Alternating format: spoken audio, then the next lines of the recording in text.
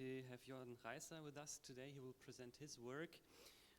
His talk is entitled Shells and Loops on Human and More Than Human Architecture. I would like firstly to introduce him. Dr. Johann Reißer was born 1979 in Regensburg. He is an author, theater maker, and lecturer, and lives in Berlin. He studied literature and philosophy in Regensburg and Berlin, and completed his doctorate at the Graduiertenkolleg Lebensform und Lebenswissen in Frankfurt-Oder, Potsdam, and New York on archaeology and sampling in German poetry after 1960.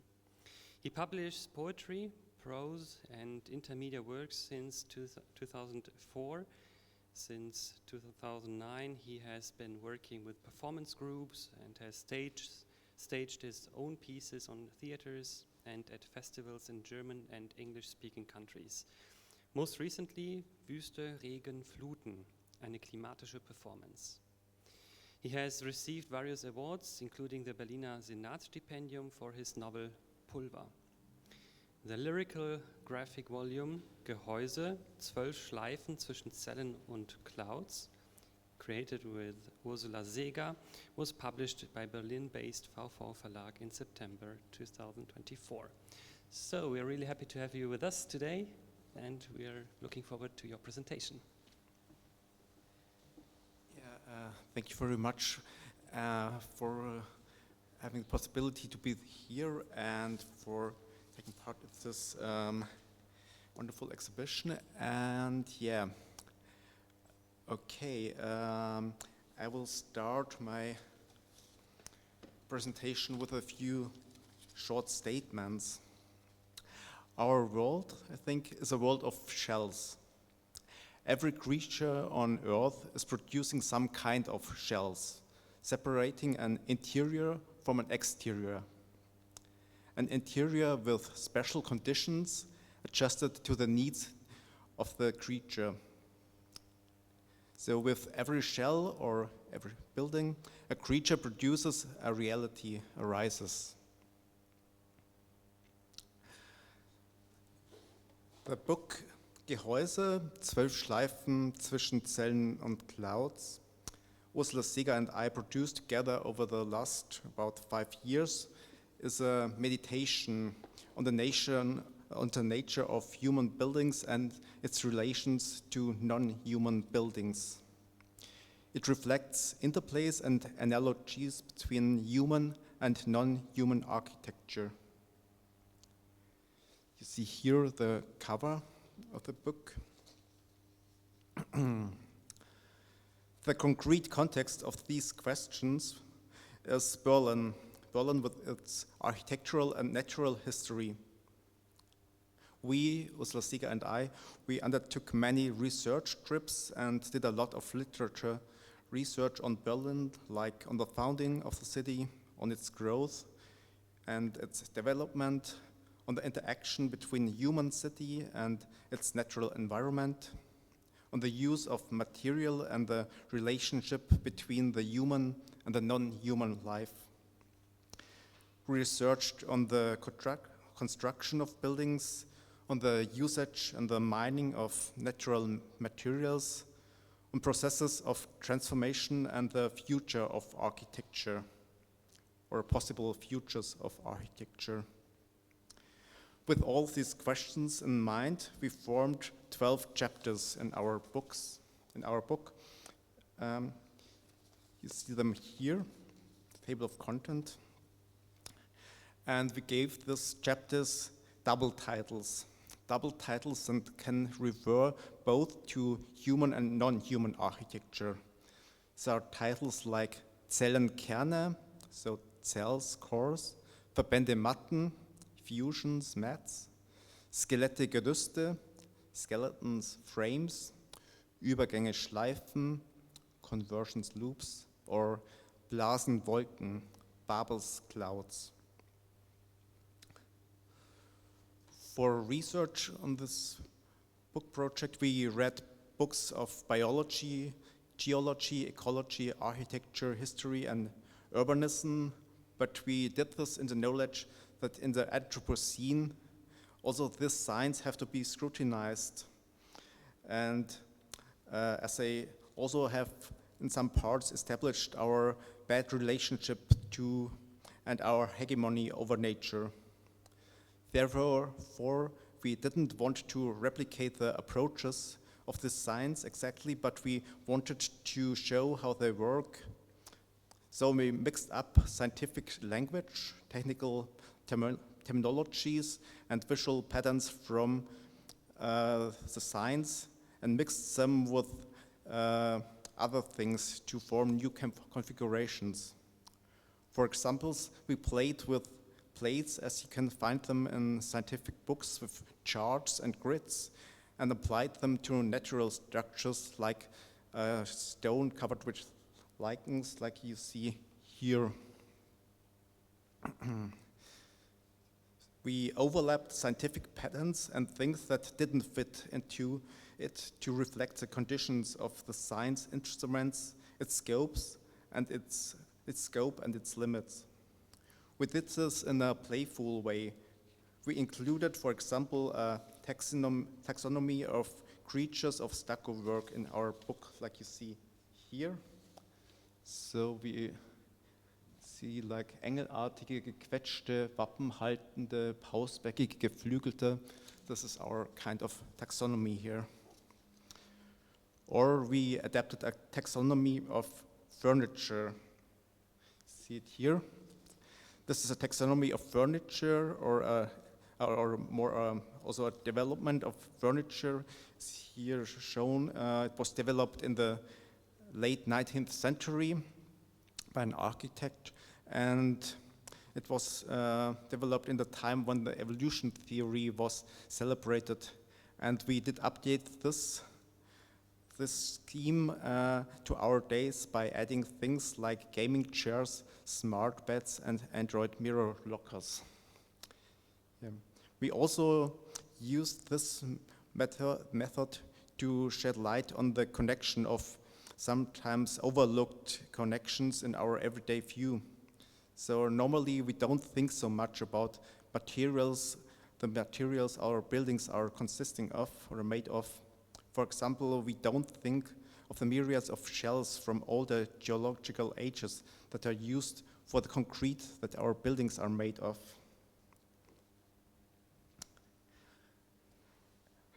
But we also mixed different languages and terminologies with poetic means to create new perspectives. I give you one first example from the poem Benennungen, Teilungen. See here. Unsere Häuser wachsen aus einem Keim, aus einem Anlass, aus übersättigter Lösung, wachsen durch Teilung, wachsen fraktal, exponentiell, wachsen entlang eines Gitters nach Plan. Wir nennen sie Hamsterhütten, Hundeburgen, Baumschlösser, Buschkolonien, Perückenblöcke, Austernester.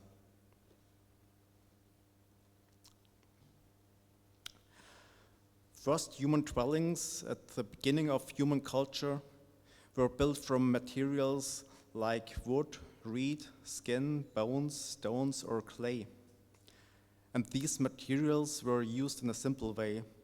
So the division from the nature outside was not very strict. As human buildings became more sophisticated, more comfortable, the provenience and the nature of this material often was covered, as the division from nature through culture should be made clear. But at the same time, artful efforts were taken to represent certain features of nature on or in the buildings by paintings, ornament, or stucco work. You see here some examples, and read an excerpt from the poem on the left side. Als noch kein Stein gesetzt war, keine Wand sich andeutete in Wald und Weite, da begannen wir mit den Überträgen, dachten Blätter und Muscheln als Dach, machten Flügel zu Wänden, ließen Bäume versteinern in Traumgebilden, die wir mit Augsternen rahmten, mit Krallen und Zähnen verbanden, zu Ketten knüpften für Innen und Außen, für Gestern und Morgen und alles umschlangen, umschlossen. Unser Lachen und Grinsen, unser Glotzen und Linsen, unser Bellen, Blöken, Fauchen. Alles musste uns deuten, zu uns sprechen, musste uns begleiten, beschauen, errechnen, bis unser Haus überschwappte, See und Wüste wurde, überfloss in Wolken, Nebel, Spiegelflächen. This kind of entanglement of exclusion and inclusion of nature, of divining and augmenting the human reality in buildings became even more complex when the technical and industrial evolution enabled the production of big windows, big mirrors, and plate glass. Just think of mirror cabinets, then enlarge the room and bring the garden inside of the building. Think of orangeries, augmenting local gardens with Mediterranean vegetation, extending the interior with an idealized garden. Or think of the Crystal Palace, built for a great exhibition 1851 in London, propagating not only glass as a new construction material for architecture, but also propagating a new ideal of transparency. Later, this ideal was connected with the ideal of clarity and simplicity of forms. We see this in Berlin. Instead of facades stuffed with stucco work, showing animals, plants or symbols, plain surface and simple structures became popular.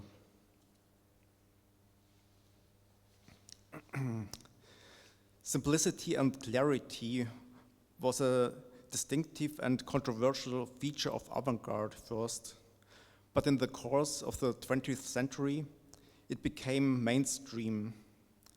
And I think also it became mainstream for practical reasons, as it is just cheaper and easier to build simple forms with plain surface. But one thing sometimes not seen here is while all the buildings with their natural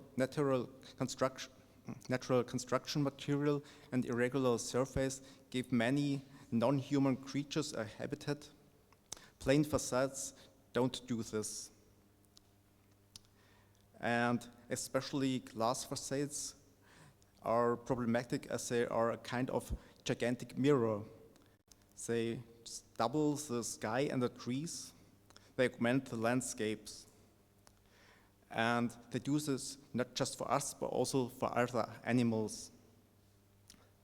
Glass facades or big glass windows mislead especially birds to fly into them, as they think the sky continues there. In Germany, about 100 and 115 million birds every year die through the collision with glass.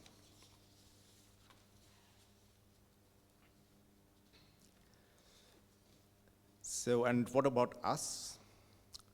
I think in some way we are a little bit in a similar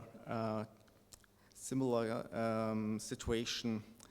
I think that also we are fooled by gigantic buildings, not so much by their exterior, but more by their interior, when there are artificial worlds created inside by the means of architecture in concert with modern technology and media.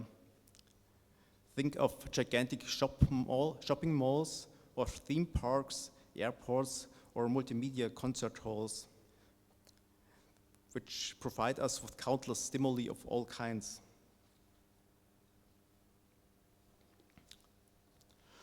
Und immer muss der König weiterziehen, alles ruft ihm zu, zeigt Bilder, Schilder im Vorübergehen. Der König darf nicht rasten in seinen Palästen, er muss weitereilen von Korridor zu Korridor, von Triumph zu Triumph. Er muss Spiegel erstürmen, Galerien türmen, mit Beuten beladen auf Bändern gleiten, durch Glasgärten und Kostümkammern, berauscht von Zerstückelung und Glanz, Ornamentfolie, verpixelten Marmor, shiny Repräsentanz. Wer ist der König? Der König sind wir. Der König ist hier, ist nicht hier. Er ist in den Scheiben, den Fäden, den Derivaten. Der König ist die Serie der Dinge, die sich in den Labyrinthen verlaufen. Der König ist der Tausch von Emotionen und Augen, von Glanz und Strömen. Er ist das Schauspiel der Wahnen und der Wünsche, die sich immer verpassen, nie voneinander lassen. Tür auf, Tür zu. But it's not only about big buildings, it's also about our homes. Through modern technology and digital devices, our homes have become connected and smart. Our home today is a kind of global shop and a connected office where we can work and consume all the time, while smart technology is tracking every breath we take, every move we make. Digital devices lead us in worlds of consume, distraction, and gaming, in consensual hallucinations where we slide through augmented realities, augmented virtualities, virtual environments, mixed realities produced by mechanisms hardly any of us really understands, chained by technology like the prisoners in Plato's cave.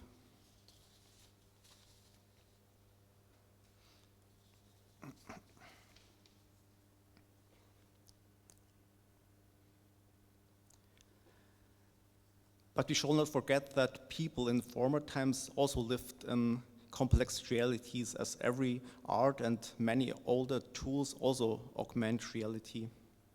So there always existed places and buildings that contained contradictory qualities and realities, being at the same time sacred and profane, containing different times, modes, and spaces simultaneously, like cemeteries, churches, museums, archives, or ships.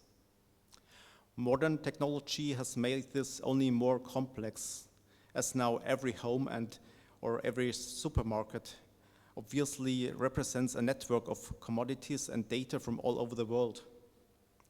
The mechanisms that make this possible are the mechanisms of the Anthropocene that not only exploit resources, destroy nature, and waste energy, but also alienate us from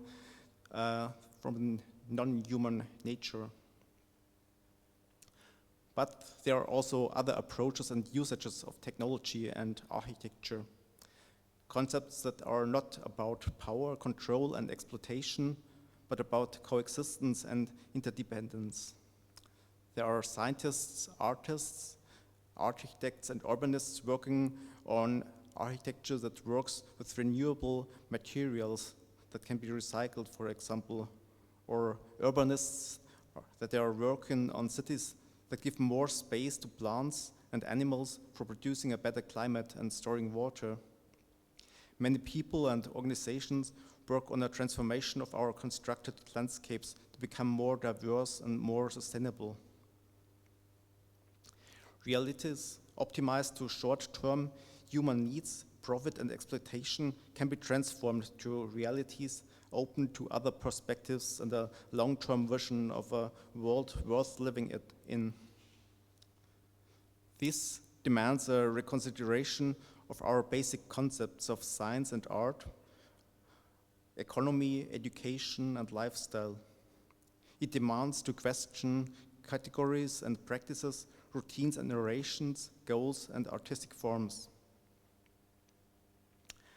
Our book, geHäuse, is an attempt in this direction, showing entanglements, ambivalences, and possibilities. The last chapter of this book, Blasen Wolken, is dedicated to visions of the future in the field of architecture. It deals with ideas of investment architecture, as well as with cradle-to-cradle concepts in architecture. The last poem of the book is called Kreisläufe Continuum. Die Kreisläufe sickern ein, kriechen herauf, stellen Fragen in schattige Ecken, an feuchte Stellen. Sie verwischen die Geraden und Kreise. Sie nagen an gehärteten Mustern, schälen Antworten heraus, rufen Erinnerungen wach. Die Kreisläufe rufen die Algen, die Pilze zur Hilfe. ihr vielfaches Nagen in Form von Balkonen und Wäldern, Siedlungen und Matten. Die Kreisläufe bitten um Unterwanderung, bitten die Geflechte im Untergrund um Durchdringung. Die Kreisläufe fragen nach dem Fluss. Fern vom Meer muss die Luft sich neuen Ideen anschließen, müssen alle imprägnierten Echos verlangsamt verhallen. Fern vom Meer muss alles zirpen und flattern zwischen Sirenengeheul mit Milliarden Saaten darauf warten, aufzugehen. Im Chor. Thank you.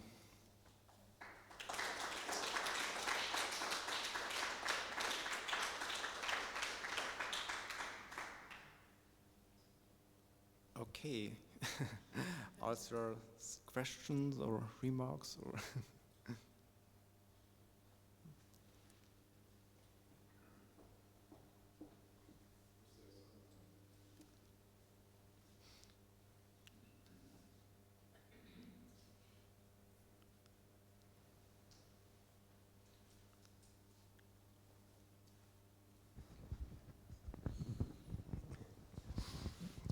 Thank you very much. I really enjoyed it.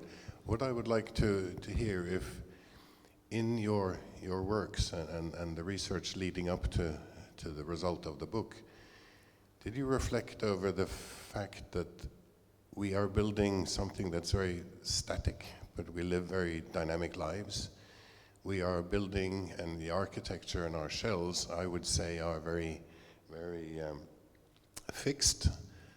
But in a way, our counterpart in nature is very adaptive. So they always adapt to different needs. So why are we not, in our shells and architecture and development, why are we not taking into consideration the flexibility of being a human? Yeah, I think, there are quite different kind of architectures we have. I think some centuries ago we decided to build kind of buildings that exist for quite a long time.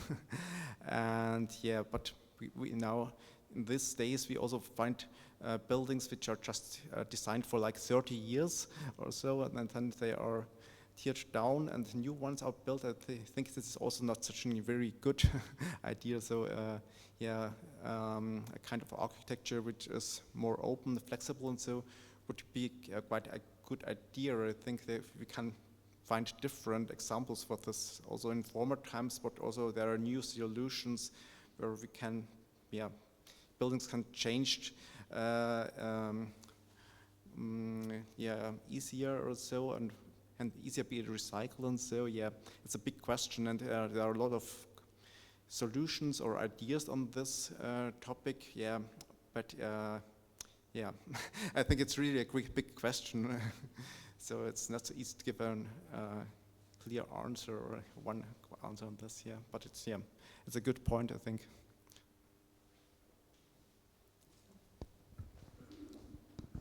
Thank you. I just want to respond to you because I think architecture is the result of living of people. And if you don't change the people, you won't change the architecture. And therefore, maybe we have first to change our attitudes, and then you can change the building. That's my idea to you.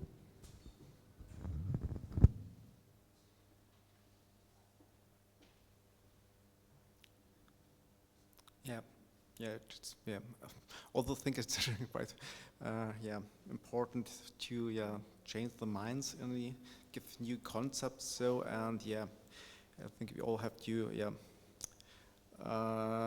think about the ideas we have of our homes, and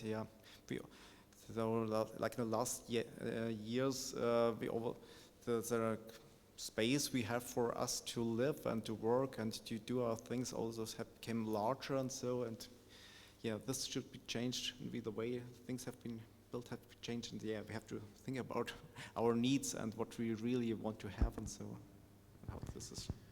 If I could just also comment, it's I agree we need to change, and we have many lives. So this is probably, architecture is very important in our homes where we live, but also a large part of our lives we are working. And of course with the new digital technologies, the enabling technologies, and the pandemic, we learned that we don't actually have to be a specific place when we work.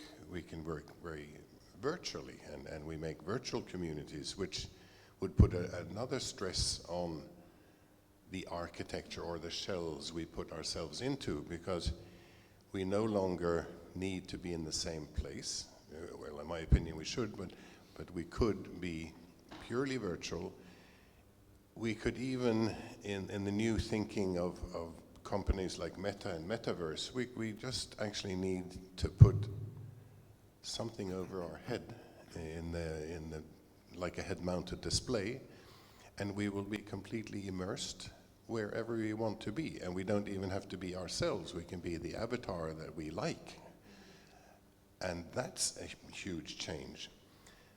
How does the shells we surround us with then adapt to that new situation where we are basically, we just need a cubicle, the rest we can generate by digital technologies? It costs many of energy, and that is a problem. Yeah.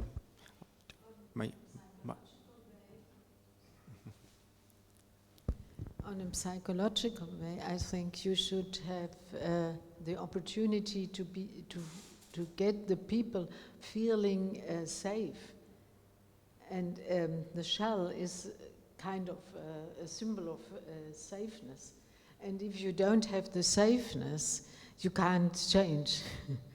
So, well, I think this is the contradiction. Yeah, also some words perhaps for me to this question. I think, yes, it's with the new digital technology, it's really good for some things in the working world, for we don't have to fly to other countries for conferences, and we don't have to always get here and there only for do our work. I think this is really good. But I think it's there's also a danger for this technology is somehow also taking us away from the others, or from sometimes the real world, or from the material world. And my partner Ursula Seeger, with whom we're doing this project and making this book, she's working also with children and schools, and they are now doing a project on nature somehow. And there are some kids who just would all the time do some digital things, programming new games and so, and doing some digital stuff. And she always wants to take them to the nature. So, and it's not so easy to bring this together. So I think if you're too much stuck to this digital technology, it also can take you away. But I think it's also, a good possibility to avoid much of energy and so, Yeah. I'm not sure if I understand you well in your question. If you want to know why we don't be so free to change our homes, as we also, for example, change our work or the conditions of our work. For me, it's not a good idea, because I think it's not a pleasure to be a migrant.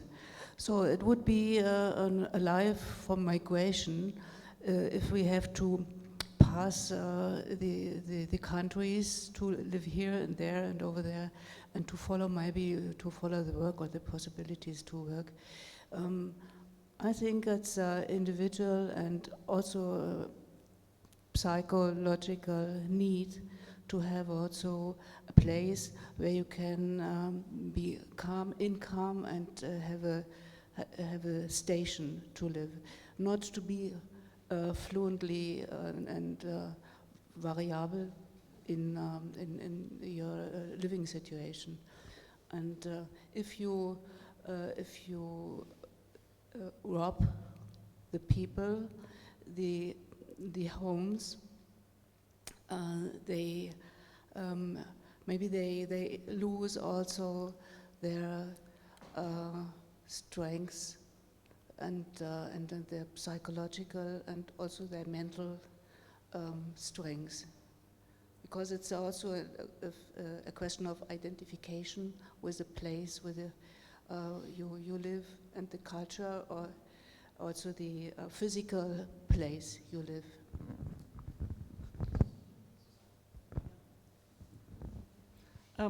I would like to change the subject a little bit and ask you about the creative process you've gone through the last years.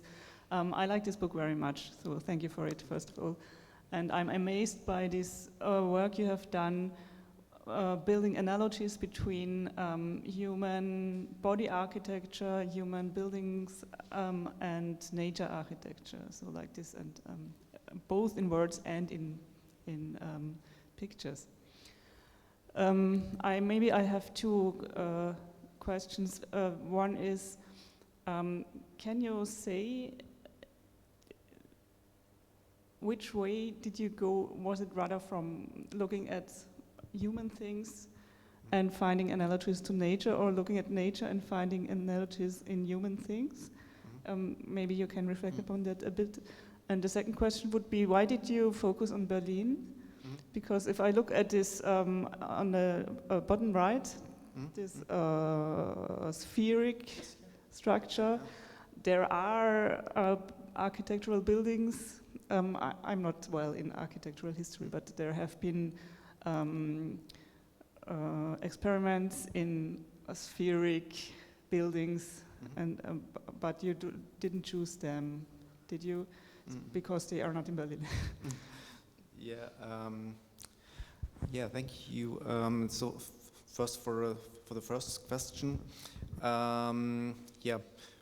just for to tell you, so the starting point for this book and for this research project, it was in Ursula Seeger and I, we were in Rüdersdorf near Berlin, and that is a very big area where for like, I think starting from the 13th century, chalk, so like stones first were taken off, and then now it's for it's taken for making concrete. So here you see old like factory for making concrete from the 19th century, and it's really very huge. This area is like, I think like 4 kilometers long and like 500 meters in the broad, and it goes very deep and so.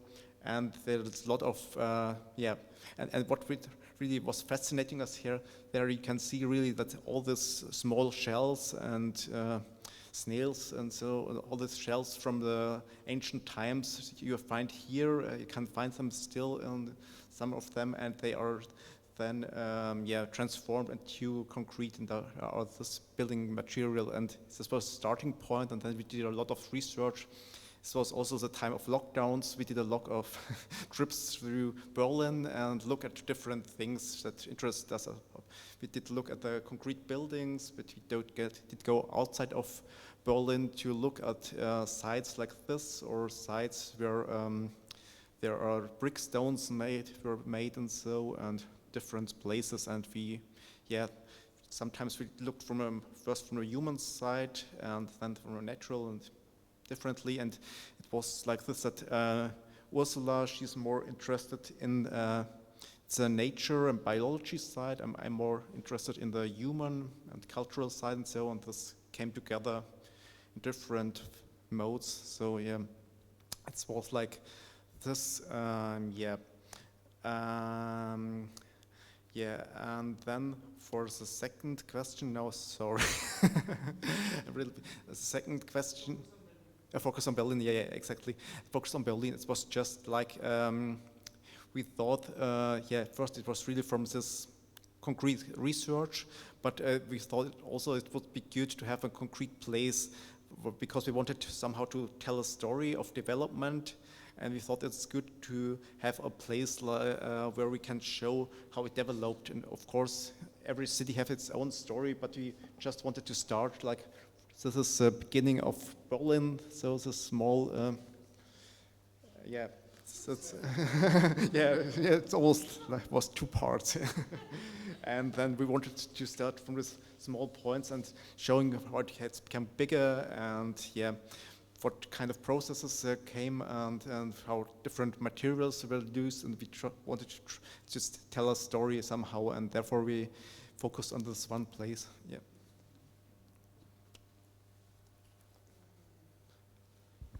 I think I liked your work that has to deal with. Sorry. Okay. Yeah, I like this work that you look at the shell, and then the historical and the combination between the old and the new. I think it has something to do with combining old and new. You know, as an architect, I don't know, or as a designer, it is important to think about how we are evolving as human beings. Like, we no longer treat space as for safety. We are going beyond everything. For example, in Trondheim, we have this big park where kids, it's like a park, like troll, like Andrew.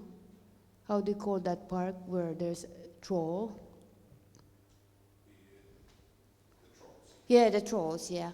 The park is no longer like an ordinary park, but they put a huge troll on that, and that troll can become alive.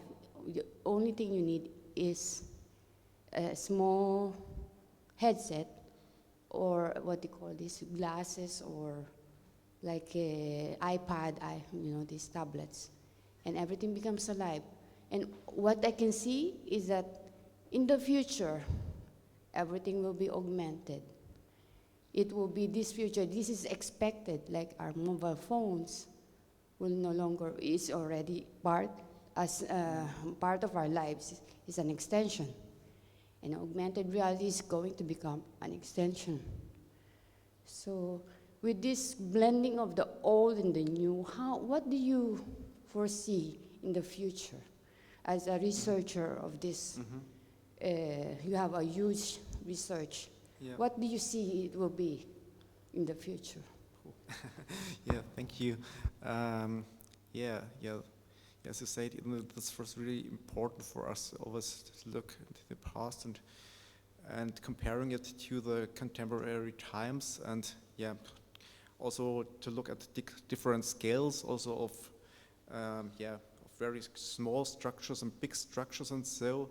And we wanted to show analogies, but this question in the future is really, really not easy. we thought a lot about it, and we tried to think or to imagine different futures. I think it can be very different versions of future we can think about, which can be very dystopian.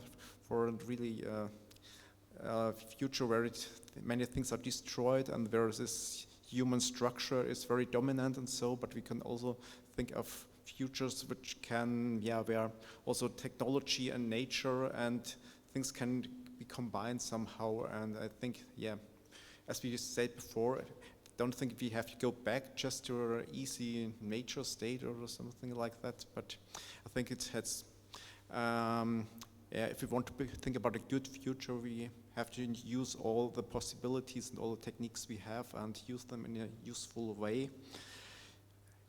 What it will look like, we have to see. I hope we will have good future, but we know as today just there was this, we heard about this decision of the Trump administration. They want to go out from the Paris Convention and so, and we have all the decisions and all the developments. Yeah, we will have to see what it really looks like. I hope it will be a good future. Thank you very much, Johan.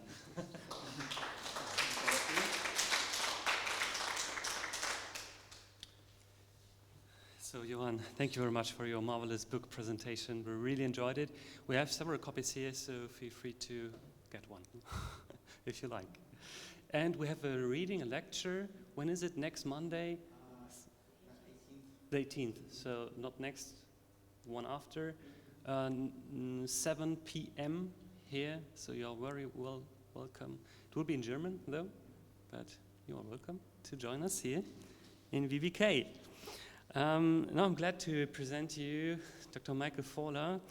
We will get a little bit now institutional. He will present the hybrid platform, TU Berlin. And the title of his presentation is The Hybrid Platform Fostering Dialogue Between Art and Science.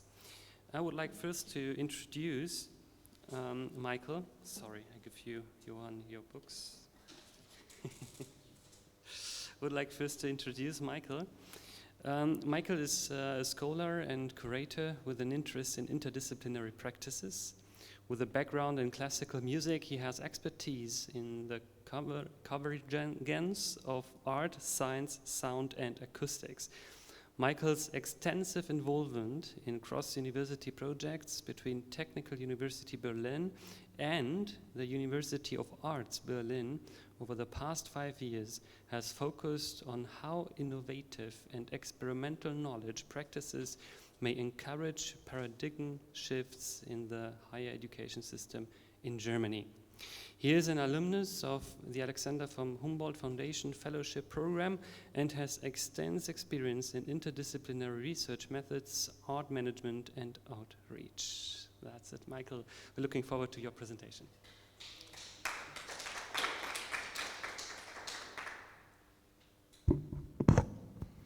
Great.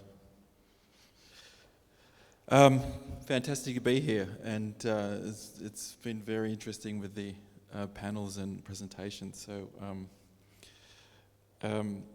yeah, I work for the Hybrid Platform. So, the Hybrid Platform has been in existence since 2012, and it's run jointly between the two universities of the Universität der Künstler and Technische Universität Berlin. I don't do this alone. I'm joined by a coordinator on the UDK side, and together we have a small student helper cohort of 3 students. But what we're set up to do came through a shared campus that both universities sit on. That's Campus Charlottenburg. And a history that goes back into the 19th century of these two higher institutions existing together. One focused on technology, and at the TU, we do very well things like chemistry, computer science, physics, mathematics, applied mathematics. And of course at UDK is very focused on art education, and more and more research in the humanities and even the sciences. So we have an agreement between the two universities that goes right to the top between the two presidents. All our positions for the lab, we have a small space where we present some of our events and so forth. So I'm just going to give you an overview of what we do. We do about 10 events a year, and I'll give you a little sense of what we're trying to do, because we're trying to work at the intersection between art and science, establishing dialogues, and then encouraging artists and scientists to work together in some manner. So the first type of event that we've found quite successful, sort of trying to pursue this dialogue and interdisciplinary thinking, is the hybrid talks. So we do about 4 of these a year, and we invite here on the left, this was our last hybrid talk called Climate Impact. And so we had an artist, Sabina Neumeier, who's a fellow at UDK, and then Matthias Sauter, who is a geologist and glacial specialist, and then Timothy Bofils from PIC, the Potsdam Institute for Klimaforschung. And the idea with the hybrid talks is we bring artists and scientists together to discuss their work under an umbrella theme. And so the umbrella theme here was climate impact. And so they each give around a 10-minute presentation on what they're working in, but we curate it in a way in which, you know, the scientists and the artists are equally interested in these other forms of practice. So at the hybrid platform, we try and we talk extensively about knowledge practices and different methods that come from art and science, and then ways of sort of getting that dialogue, often through sort of new technologies that artists are starting to use that come from science. Another aspect of the hybrid talks is we try and work at a flat hierarchy. So we don't only have well-established artists or professors, professoriate, but PhD students. So on this particular hybrid talk, Critical Social Practices, we had a couple of PhD students who were working in design theory and then in urbanism, and then Professor Timothy Houtz, who's a media theorist, professor at the UDK. And these hybrid talks end up with, they each present, and then we have a discussion, and then an open to Q&A. But we're trying to sort of establish this idea of a sort of more flat hierarchies and more sort of open dialogue, which can be difficult in the German system. I come from the German system. I'm an Australian. We have a different sort of approach. And in Germany, it's been something to tackle. So just a quick shout out to our next hybrid talk, New Economic Systems. We have one of the guest speakers here today, Gavi.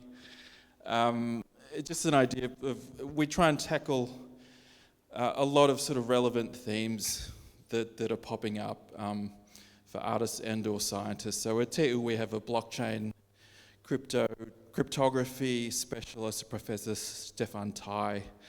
We'll also invite a economist and statistician from HU, Wolfgang Hedel, and then Gabi, who's been working in NFTs. And so it's a similar format.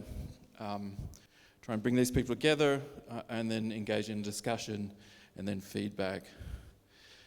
On top of that, we try and support younger researchers or artists. We just had our second version of our symposium with the Berlin Open Lab, which I'll talk a bit about at the end of this talk. It's another example of specifically looking to the needs of younger researchers to present their work and come into dialogue with either with other researchers or other artists. And again, we do a twice yearly colloquium with the BAS, which is the Berlin Institute for Art and Science, based in the UDK. And again, it's the same thing, a focus on here more practical sort of artistic projects, either sort of the master's level or PhD level, and then a chance for younger researchers to present to peers and then, you know, the greater public. So another aspect that we try and do, because we do actually, we are on social media and we're, you know, we work with the press department, so we do all our own sort of, that sort of work. We started a podcast specifically on the theme of sort of interdisciplinarity. And one of our student helpers, Nadine Enzameka, she's studying African studies at HU. But this is another chance to invite and go into sort of a deep dive with artists and or scholars.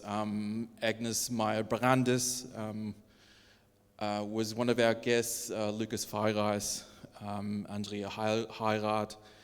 I think we're at the seventh series in our Collision podcast, and we're going to continue that. Again, it was important to us to have sort of a younger perspective. One of the students being the host, she does all the research and helps look for interested guests. But they always come from art or science, and they have a focus on interdisciplinary work. We've also presented a number of different sort of artists through exhibitions and performances at the Langenackte Wissenschaft, which is a quite important yearly event across Berlin, various universities. We invited Federico Vissi to perform. He's a researcher at the UDK, involved in making new instruments, but he's heavily involved with machine learning techniques to augment what you're hearing from the particular instrument. So he has quite a level of understanding of how to manipulate using machine algorithms. So we presented him and had a small, actually Radio 1 interviewed him and streamed a part of that concert. Also at Berlin Science Week, here, Moises Horta-Valenzuela, again, the sort of intersection with AI and technologies. Here, Moises, you see on the left, it's a screenshot of the Berlin Hörarchiv, which is a huge online archive of DJ sets, every one of them from this bathroom-looking space. And Moises actually took that whole library and used it as the training data to generate a live set, which we manipulated that data according to various parameters. This is quite well attended. We also had a discussion beforehand. Federico was there as well, and another PhD student from BIFOL, which I'll talk about in a second. So we try and sort of, promote and engage and get an integration into sort of the larger public with these sort of themes, particularly with AI. We had an artist in residence program. Before I was at the hybrid platform, I worked at Berlin Science Gallery, and we established with the Berlin Institute for the Foundations of Big Data and Learning and Big Data, called Bifold, a artist residency program for 6 months, in which an artist would come and work with a research group at Bifold. Here we had Marco Barotti, we selected at the end. He had this very interesting work, Corals, which used machine learning techniques. He worked with a research group that was interested in tracking ocean information from sensors taken from satellite data. And so this particular research institute uses machine learning algorithms to sort of track trends in water temperature and salinity. And Marco took all this sort of data and then sonified it through these particular sculptures, which themselves moved as well. And then he worked with some biologists regarding typical growth forms with coral to generate these 3D printed bodies there on the coral. We did this as another iteration of the artist residence program, again with using the resources at the university. TU has one of the largest mineralogical collections in Germany and in the world, with a very storied history. Frederick the Great was originally the person who started the collection, and we invited an artist to come in, again over a 6-month period, to work with the curator of that particular collection, Johannes, and then she created an exhibition based on some particular themes that came out of the collection, not only sort of typical hard science, but she was very interested in decolonial thinking and so forth. So we don't only do sort of the production of artist residencies or exhibitions. We're also involved in teaching. Every year, UDK, the very first week of the year, we have the Collisionswoche, which is every student at UDK in the Studium Generale can take this one week workshop course, like a seminar, and anybody from the UDK can take this. It counts towards credits, and so it's completely interdisciplinary, and we have been involved last year, we're going to be involved this year again. So it's a chance to sort of start to initiate and get students interested in interdisciplinary methods or thinking outside of the confines of their own practice. We also offer workshops, various different types of workshops, from the very, very technical. On the side here is this a workshop we did this year with ambisonic recording techniques, to our climate day, practical hands-on making, and everything in between. And of course we have the whole university is filled with research infrastructure, and particularly the TU, everything from electron microscopes to chemistry labs. But we have two particular Forschungsinfrastrukturen that are very focused on design and art and engineering, and that's this is the Berlin Open Lab. Berlin Open Lab SPI, number 2 on the left, is a complete higher order ambisonic playback system with VR capability and a whole suite of software tools, mainly focused on acoustic modeling and prediction, but set up really sort of to take that and give that to artists to see where the boundaries or how these tools could be misused in for example.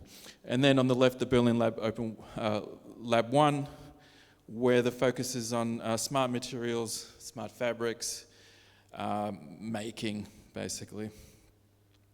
And this extends also, obviously, we have a sort of a strong background in architecture and design. We first started off the hybrid lab primarily focused on prototyping, modeling, parametric modeling. So that extends also to the lab's work in 3D printing, and then optimization of robotics is something we also offer. And then, various prototyping here with 3D printers.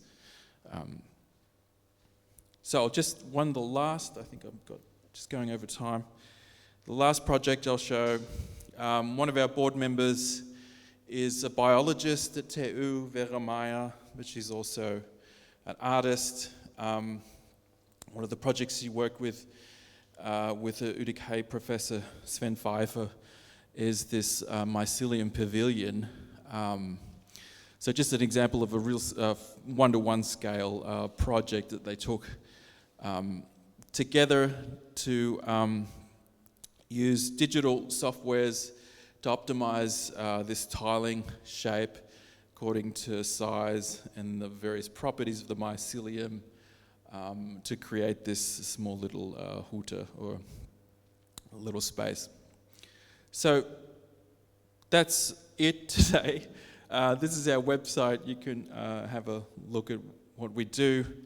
And just come to back, like the reason why we exist is because the two universities have seen that these two different knowledge practices in art and science often can come together, particularly through new sort of digital tools and technologies that both artists and scientists seem to be interested in and work between. We get a lot of artists coming to us that have some experience in coding or other types of digital making, and then are interested to push that sort of knowledge further. So that's sort of our main focus at the moment. And please visit our website, and I'd love to see you at our next event. Thank you.